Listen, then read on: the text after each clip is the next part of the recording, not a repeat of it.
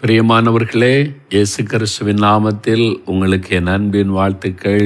இன்றைக்கும் உங்களையும் உங்களுடைய குடும்பத்தில் இருக்கிற எல்லாரையும் பார்ப்பது எனக்கு ரொம்ப சந்தோஷம். குடும்பமாக ஜெபிக்கிறதை பார்த்து தேவனுடைய உள்ளம் மகிழுகிறது. ஒவ்வொரு குடும்பமும் தவறாமல் தினந்தோறும் குடும்பமாக ஜெபிக்கும்போது ஆண்டவருடைய உள்ளம் மகிழுவது மாத்திரமல்ல, குடும்பத்துக்குள்ள ஒரு தேவ பிரசன்னம் உண்டாகும். இப்படி ஒரு தெருவில் 4 கிறிஸ்தவ குடும்பம் ஜெபிச்சா அந்த தெரு முழுவதிலும் தேவ பிரசன்னம். ஒரு ஊருக்குள்ள 10 குடும்பங்கள் ஜெபம்னா அந்த ஊர் முழுவதும் தேவ பிரசன்னம். ஒரு பட்டணத்துக்குள்ள ஒரு 100,000 குடும்பங்கள் ஜெபிக்க ஆரம்பித்தா பட்டணம் முழுவதுமே கர்த்தருடைய பிரசன்னம் உண்டாகும். இந்த தேவ பிரசன்னம் இறங்க இறங்க இருளின் வல்லமைகள் அழியும், சாத்தானுடைய கிரியைகள் அழியும், ஆவிக்கு ஒரு அட்மாஸ்பியரில் ஒரு மாற்றம் வரும். அதனால தான் இந்த ஜெபம் ரொம்ப முக்கியம் என்று ஆவியானவர் நம்மை உணர்த்தி ஜெபிக்க வைத்து கொண்டிருக்கிறார். நீங்கள் ஜெபிக்க தவறுனீங்க, உங்கள் குடும்பத்துக்குள்ளே பிரச்சனை ஆரம்பித்து விடும். என்ன சாத்தான் எப்போன்னு காத்திருக்கிறான். உங்களுடைய ஜெபந்தான் உங்களுக்கு அரணாயிருந்து பாதுகாக்க உதவி செய்கிறது. அதனால் ஜெபத்தை எக்காரணம் கொண்டு விட்டு விடாதுங்க. குடும்பமாக ஜெபம் செய்யுங்க. உங்களுடைய குடும்பத்தில் அவர் முக்கியமானவர். எங்கள் குடும்பத்தில் இயேசு எங்களுக்கு இருக்கிறாரு. அவர் தான் எங்களுடைய குடும்ப தலைவர், அவர் தான் எங்களுடைய குடும்பத்துக்கு ஆலோசகர் அப்படி சொல்லணும். நான் பாருங்களேன், இயேசுடைய ஊழியத்துக்காக ஜெபிக்கும் போது, ஆண்டவரே, you are the president of this ministry. நீங்கள் தான் இந்த ஊழியத்துக்கு பிரசிடென்ட், நீ தான் பொறுப்பு. You are the financier of this ministry. நீங்கள் தான் இந்த ஊழியத்தினுடைய பொருளாளர், எல்லா தேவையை சந்திக்கணும். You are the protector of this ministry. நீங்கள் தான் எல்லாமே. நான் எல்லாரையும் போல ஒரு வேலைக்காரன், அவ்வளோதான். ஃபவுண்டர், பிரசிடென்ட், அந்த மாதிரி ட்ரெஷரர் எல்லாம் அவர் தான். அவர்கிட்ட சொல்லிடுங்க, நீங்கள் தான் இந்த ஊழியத்துக்கு எல்லாமே, எனக்கு ஆலோசகர், நீங்கள் சொல்கிற மாதிரி நாங்கள் செய்கிறோம் ஆண்டவரே. உங்களுடைய குடும்பத்தில் அப்படி சொல்லுங்கள், நீங்கள் தான் எனக்கு தாய் தகப்பன், எங்களுக்கு எல்லாமே, என் குடும்பத்துக்கு எல்லாமே நீங்கள் தான் ஆண்டவரே. நீங்கள் சொல்கிறபடி நாங்கள் செய்கிறோம், நீங்கள் சொல்கிறபடி நாங்கள் வாழுகிறோம். நானும் என் கணவர், என் மனைவி, என் பிள்ளைங்க, வீட்டில் இருக்கிற எல்லாரும் உமக்கு சொந்தம். இது உங்கள் குடும்பம், நீங்கள் தான் குடும்பத்துக்கு தலைவர். நீங்கள் விரும்பாத ஒன்றை எங்களுக்கு வேண்டாம் அப்படின்னு நீங்கள் சொல்லி துதித்து ஜெபிச்சு பாருங்களேன், எவ்வளோ சந்தோஷமாக இருக்கலாம் தெரியுமா? இவ்வளோ மகிழ்ச்சியாக இருக்கிறத விட்டுட்டு எப்பவும் வருத்தம், துக்கம், எதிர்காலத்துக்கு ஒத்த கலக்கம், ஏன் இந்த மாதிரி துக்கத்தோடு வாழணும்? இயேசுவோட வாழ பழகுங்க, சரியா? எவ்வளோ இனிமையான ஒரு பார்த்தீங்களா? பைபிள்லையும் இந்த குடும்பங்களோடு ஆண்டவர் வைத்திருந்த தொடர்பு, அவர் செய்த காரியங்கள் தியானிக்க ரொம்ப இன்ட்ரெஸ்டிங்காக இருக்குல்ல. ஆபிரகாமுடைய குடும்பம், ஆபிரகாம் சாராள், ஈசாக்குடைய குடும்பம், ஈசாக்கு ரெபேக்காள், யாக்கோபுடைய குடும்பம், யாக்கோபுடைய குடும்பத்தில் லேயாள் ராகேல் 2 மனைவிமார் இப்போ வந்துட்டாங்க, பிள்ளைகள் வந்துட்டாங்க. இந்த மாதிரி நம்ம பைபிளில் வாசித்து ஒவ்வொன்றும் நீங்கள் தியானிக்கும் போது ரொம்ப இன்ட்ரெஸ்டிங்காக இருக்கும். பாருங்களேன், இப்போ ஆதியாகமம் 30 அதிகாரம் எடுத்துக்கொள்ளுங்க. அங்கே தானே நம்ம கடந்த வாரத்தில் தியானித்தோம்ல, ராகேல் எப்படி புருஷன்கிட்ட கோபப்பட்டாள், இப்போ கோபம் வர்ற மாதிரி நடந்து கொண்டாள், யாக்கோபு கோபப்பட்டது. அப்புறம் ஆண்டவர் அவளுடைய ஜெபத்தை கேட்டு ஆசீர்வாதத்தெல்லாம் பார்த்தோம்ல. அதுக்கு முன்னால் ஒரு காரியம் நடக்குது, அதைத்தான் இன்றைக்கி நம்ம பார்க்க போகிறோம். அதாவது ராகேல் ஜெபம் பண்ணி தேவனிடத்திலிருந்து ஆசீர்வாதத்தை பெறதுக்கு முன்னால் இன்னொரு காரியத்தை அவள் செய்கிறாள். என்ன செய்கிறாள் பாருங்களேன். ஆதியாகமம் 30 அதிகாரம் 14ஆம் வசனம் எடுங்க. ஆதியாகமம் 30:14 பாருங்களேன், வசனத்தை எடுங்க. கோதுமை அறுப்பு நாட்களிலே, கோதுமை அறுவடை செய்கிற காலம், ரூபன் லேயாளுடைய குமாரன், தன் சகோதரியின் மகன். அவங்க இளம் வாலிபனாக இருக்கிறான். இப்போ அவன் வயல்காட்டுக்கு போய் அந்த அறுவடை காலத்தில் வயல்வெளியிலே போய் தூதாயும் கனிகளை கண்டெடுத்து, ஏதோ அங்கே ஒரு கனி, அதுக்கு பேர் தூதாயும் கனி. இந்த வயல் நிலத்தில் அறுவடைக்கு போனால் ரொம்ப இன்ட்ரெஸ்டிங் இல்லை? நான் சின்ன பையனாக இருக்கும்போது எங்களுக்கு அறுவடைனா ரொம்ப சந்தோஷம். வயலுக்கு போயிடுவோம், அங்கே அறுவடை பண்ணுவாங்கல்ல, களத்துக்கு கொண்டு வருவாங்க. அந்த அறுவடை செய்த கதிர்களை களத்துக்கு கொண்டு வந்து அங்கே தான் போர் அடிப்பாங்க. அந்த நெல்மணிகளை போர் அடித்து பிரிக்கிறாரு. ஏன் போவோன்னா, அங்கே கடலை விற்பாங்க, பயிர் விற்பாங்க. எதுக்கு தெரியுமா? ஒரு கால்படி நெல் கொடுத்தா பயிர் கிடைக்கும். ஒரு கால்படி அந்த நெல் கொடுத்தா அதுக்கு கடலை கிடைக்கும். இதெல்லாம் வாங்கி சாப்பிட்றதுக்கு சின்ன வயசில் இன்ட்ரெஸ்டிங்காக போவோம். அப்புறம் வயல்வெளியில் அப்படியே போகிறது பார்த்திங்கன்னா சில சில சில செடிகள்ல இருந்து சின்ன சின்ன பழங்கள் இருக்கும். அதாவது என்ன சொல்ல, புட்டு முருங்கை பழம்னு சொல்லுவோம் எங்கள் ஊரில். அதெல்லாம் கிராமத்தில் கிடைக்கும். அது சின்னதாக இருக்கும், பயங்கர தேன் மாதிரி இனிக்கும். அது வயல்வெளியில் இருக்கும். பார்த்திங்கன்னா அதை எடுத்து சாப்பிட்றது பயங்கர டேஸ்ட்டாக இருக்கும். இது மற்ற இடங்களில் கிடைக்காது. இப்போ அது கடைகளெல்லாம் வந்துட்டு, ஃபாரினில் நான் செங்கிப்பூருக்கு பார்த்தா கடையிலலாம் விற்கிறாங்க பெரிய அளவில். ஒரு காலத்தில் வயல்வெளியில் நாங்கள் பறித்து சாப்பிட்ட பழங்கள் எல்லாம் அது வேறு எங்கேயும் கிடைக்காது, அங்கே தான் கிடைக்கும். அந்த மாதிரி தூதாயும் கனிகள் என்று சொல்லி ஏதோ ஒரு பழம் இந்த வயல்வெளியில் கிடைக்கிறாரு.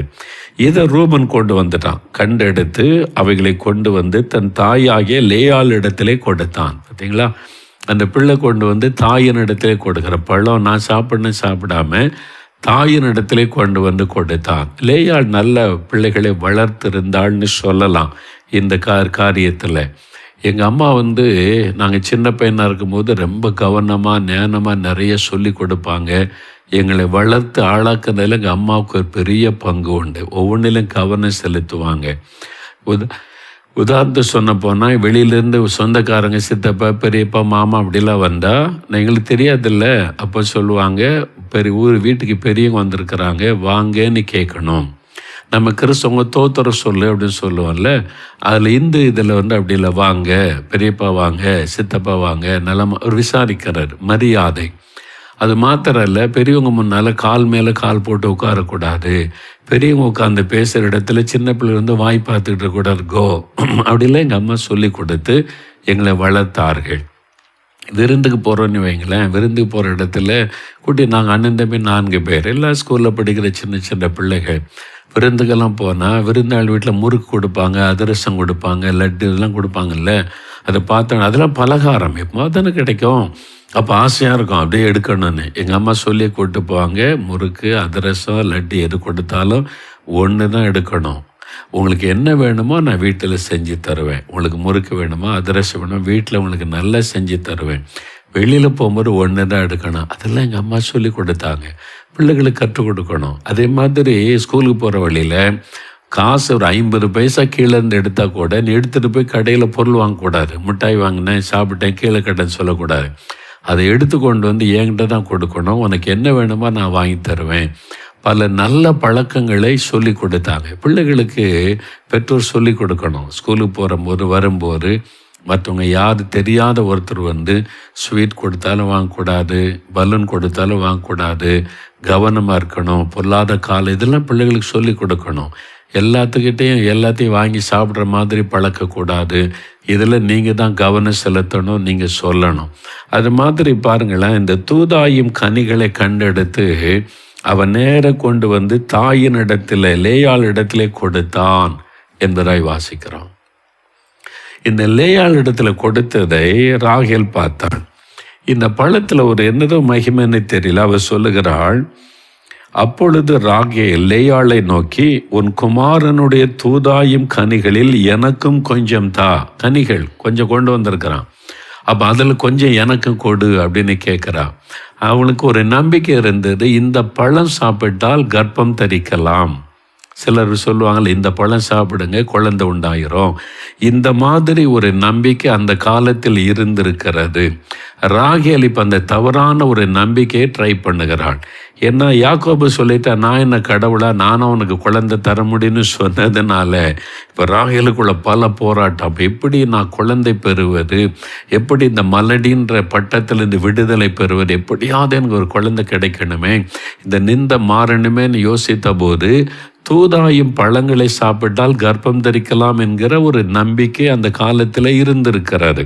நான் அதனுடைய இந்த தூதாயம் பழம் அதனுடைய குறிப்புகளை வாசித்து பார்த்தபோது இது ஒரு தவறான நம்பிக்கை என்று அந்த வேத விளக்கம் சொல்லப்படுகிறது. ராகேல் அது மாதிரி இந்த பழங்களை எனக்கு கொஞ்சம் கொடு, அதை கொடுத்தா தான் கர்ப்பவதி ஆகிடலான்னு சொல்லி முயற்சி பண்ணினேன். அதுவும் தோல்வி. பார்த்தீங்களா, தவறான நம்பிக்கை தோல்வியில் தான் கொண்டு வரும். இதெல்லாம் ட்ரை பண்ணி முடிச்சுட்டு தான் ஃபைனலாக கர்த்தரை தேட ஆரம்பிக்கிறா. 22ஆம் வசனத்தில் அவளுக்கு தேவன் செவி கொடுத்து அவளுடைய கர்ப்பத்தை ஆசீர்வதித்தார் ஏன்னா எல்லாம் தோல்வி. புருஷன்கிட்ட போய் மோதி பார்த்தாள் தோல்வி. இப்போ ஒரு பழம் சாப்பிட்டா கர்ப்பவதி ஆகிடலான்னு ட்ரை பண்ணி பார்த்தாள், அதுலேயும் தோல்வி. இப்போ கடைசியில் வேறு வழியே இல்லை. நம்முடைய கணவன் கத்தர்ன்றார். அந்த கத்தர்கிட்ட தான் போகணுன்னு சொல்லி நேர கத்தர்கிட்ட வந்து ஜெபித்த போது தேவன் அவருடைய கர்ப்பத்தை ஆசீர்வதித்தார் என்று பார்க்கிறோம். யோசித்து பாருங்க, தவறான நம்பிக்கை. நிறைய பேர் தவறான நம்பிக்கைக்கு இடம் கொடுத்து அதனால குடும்பத்தில் பிரச்சனை, ஆசீர்வாதத்தை இழந்து போகிறவர்கள் கூட உண்டு. நீங்கள் இங்கே போய் ஒரு மந்திரவாதம் பண்ணால் உங்களுக்கு குழந்தை கிடச்சிரும், நீங்கள் போய் இந்த பொருத்தனை பண்ணிங்கன்னா உங்களுக்கு சரியாயிரும். நிறைய தவறான நம்பிக்கைகளில் சிக்கி இருக்கிற மக்கள் நம்ம சுற்றிலும் இருக்கிறாங்க. அதனால் நம்மையும் அந்த தவறான காரியத்துக்கு வழி நடத்துவதற்கு சொல்லுவாங்க. நீங்கள் அதுக்கு செவி கொடுத்தா ஏமாந்து போயிடுவீங்க. ஒரு சமயம் நான் ஒரு கிராமத்துக்கு ஒழித்து போயிருந்தேன். நெடுவளைன்னு ஒரு கிராமத்துக்கு அநேக வருஷம் 40 வருஷத்துக்கு முன்னால் ஊழியத்தின் ஆரம்ப காலத்தில் ஊழித்து போயிருந்தேன்னா அந்த தெருவில் தான் கூட்டம் நடந்தது. ஒரு சகோதரரை சேரில் வைத்து தூக்கிட்டு வந்தாங்க. ஒரு 4 பேர் சேர்ந்து சேரில் நடக்க முடியாது, தூக்கி கொண்டு கூட்டத்தில் வச்சுருந்தாங்க. பிரசங்கம் பண்ணி ஜெபெல்லாம் பண்ணின போது ஒன்றுமே நடக்கலை. அப்புறம் எல்லாம் முடிஞ்ச பிறகு நான் தனியாக ஜெபிக்க போனேன்.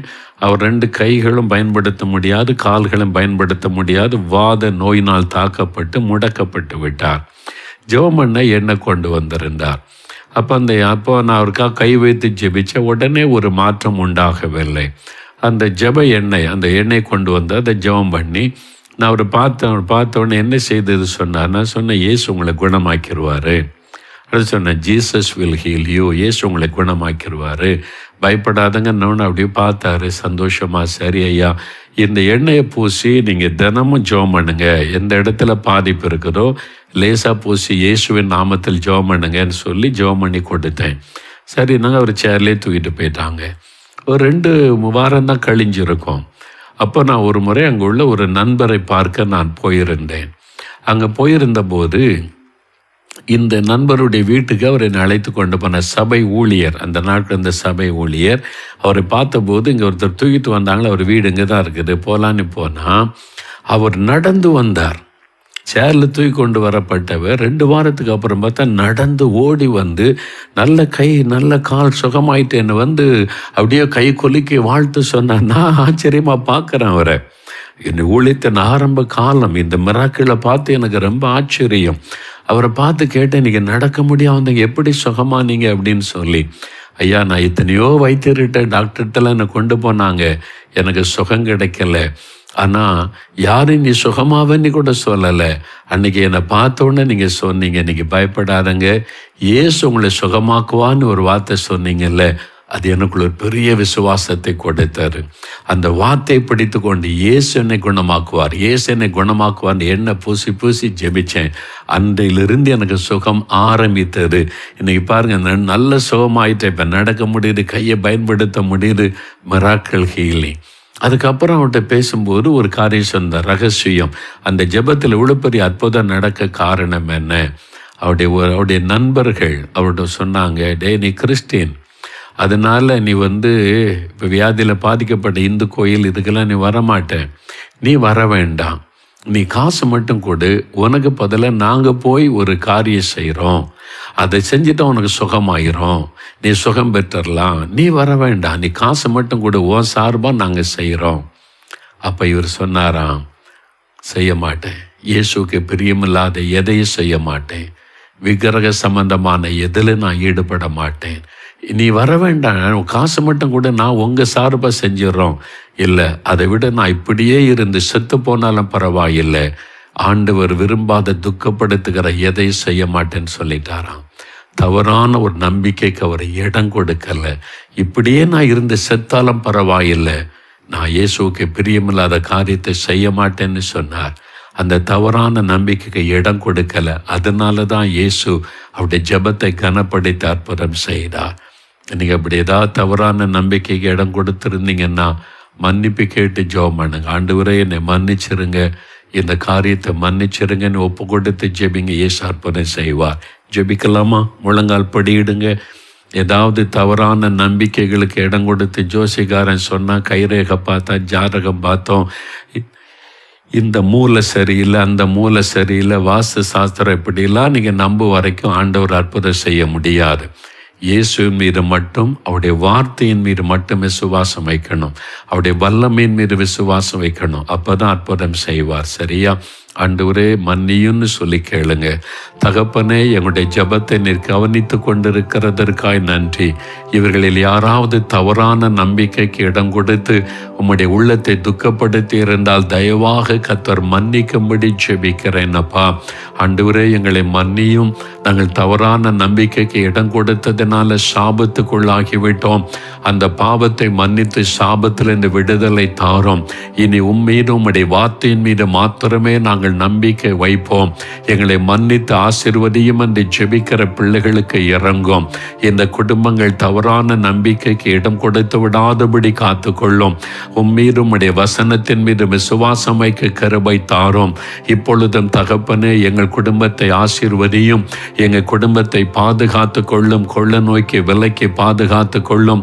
தீமைக்கு விலைக்கு பாதுகாத்து கொள்ளும். எங்களையும் எங்களுடைய பிள்ளைகள் குடும்பத்தில் இருக்கிற எல்லாரையும் உம்முடைய பாதுகாப்புகள் ஒப்பு கொடுக்கிறோம். நாங்கள் உமக்கு சொந்தம். நீர்தான் இந்த குடும்பத்தின் தலைவர். நீர்தான் இந்த குடும்பத்துக்கு எல்லாம். நாங்கள் உங்க பிள்ளைங்கள். உங்களுக்கு ஆண்டவரை முதலிடம் கொடுக்கிறோம். நீங்களே எங்களுடைய குடும்பத்தை ஆசீர்வதித்து நடத்தி கொண்டிருக்கிறீங்க. ஸ்தோத்திரம். உம்முடைய ஆளுகைக்குள்ளே எங்களுடைய குடும்பத்தை ஒப்பு கொடுக்கிறோம். எங்களுடைய குடும்பத்தை ஆசீர்வதிக்கிற தேவன் இந்த வாரத்தில் எங்களுக்கு இந்த அற்புதங்களை செய்யும். இந்த வியாதியை மாற்றும். இந்த கடன் பிரச்சனையை மாற்றும். இந்த வழிகளை திறந்து தாரும். இந்த காரியங்களை வாய்க்க பண்ணும். ஒரு அற்புதம் செய்து மகிழ பண்ணும். எங்களுடைய தெருவில் இருக்கிற எல்லாரையும் ஆசீர்வதியும். எங்கள் தெருவில் நம்முடைய இரத்தத்தை தெளித்து ஜெபிக்கிறோம். எல்லா குடும்பங்களும் ரட்சிக்கப்படணும். உம்மை அறிந்து கொள்ளணும். தவறான நம்பிக்கையில் அந்த மக்கள் விடுவிக்கப்படணும். உம்மை அறிந்து கொள்ளணும். ஆசீர்வதிக்கப்படணும். எழுப்புதல் உண்டாகணும். ஆவியானோர் ஊற்றப்பட ஜெபிக்கிறோம். எங்கள் சபைக்காக, போதகருக்காக, பாஸ்டருக்காக ஜெபிக்கிறோடைய சபையில் எழுப்புதல் உண்டாகட்டும். எங்கள் சபை ஊழியரை பாதுகாத்து கொள்ளும். எங்களுடைய சபை மக்களை ஆசீர்வதியும். எங்கள் தமிழ்நாட்டுக்காக ஜெபிக்கிற எங்களுடைய முதல்வரை ஆசீர்வதியும். அமைச்சர்களை ஆசீர்வதியும். பயன்படுத்தும். தமிழ்நாட்டில் சாராயக்கடை முற்றிலும் ஒளியணும். பரிபூர்ண விடுதலை உண்டாக்கி நீர் ஆசீர்வதிக்கும்படிக்கு நாங்கள் ஜெபிக்கிறோம். ஆண்டவரே, எங்களுடைய தேசத்தை ஆசீர்வதியும். இந்தியாவை பாதுகாத்துக்களுடைய பிரதமரை ஆசீர்வதியும். பாதுகாத்து கொள்ளும். இந்தியா முழுவதிலும் எழுப்புதல் அக்னி போடப்படட்டும். ஆவியானவர் ஊற்றப்படட்டும். ஆசீர்வாதமான நன்மைகளை காண உதவி செய்யும். நீர் ஜெபத்தை கேட்டு ஆசீர்வதித்ததற்காக ஸ்தோத்திரம், ஸ்தோத்திரம். எங்கள் குடும்பத்தில் தேவ சமாதானமும் ஆசீர்வாதம் இப்போது நிலைத்திருக்கட்டும். நாங்கள் உமக்கு சொந்தம் என்று எங்களை முற்றிலும் உமக்கு அறிவிக்கிறோம், அர்ப்பணிக்கிறோம். நீர் பொறுப்படுத்திக் கொள்ளும். இயேசு கிறிஸ்துவின் நாமத்தில் ஜெபிக்கிறோம் பிதாவே. ஆமேன், ஆமேன். என் ஆத்துமாவே கர்த்தரை சோஸ்தரி. என் முழு உள்ளமே அவருடைய பரிசுத்தமுள்ள நாமத்தை சோஸ்தரி. என் ஆத்துமாவே கர்த்தரை சோஸ்தரி. அவர் செய்த சகல உபகாரங்களை மறவாதே. ஆமேன், ஆமேன். கர்த்தருடைய ஆசீர்வாதம் உங்களோடு நிலைத்திருப்பதாக. தினமும் தவறாமல் வேதத்தை கவனமாக வாசித்து குடும்பமாக பைபிள் ஸ்டடி நடத்துங்க. வாரத்தில் ஒரு நாளாவது இந்த மாதிரி குடும்பங்களை எடுத்து நீங்கள் ஸ்டடி பண்ணால் நிறைய ஆவிக்குரிய சத்தியத்தை அறிந்து கொள்ளலாம். கர்த்தருடைய ஆசீர்வாதம் உங்களோடு இருப்பதாக. ஆமேன்.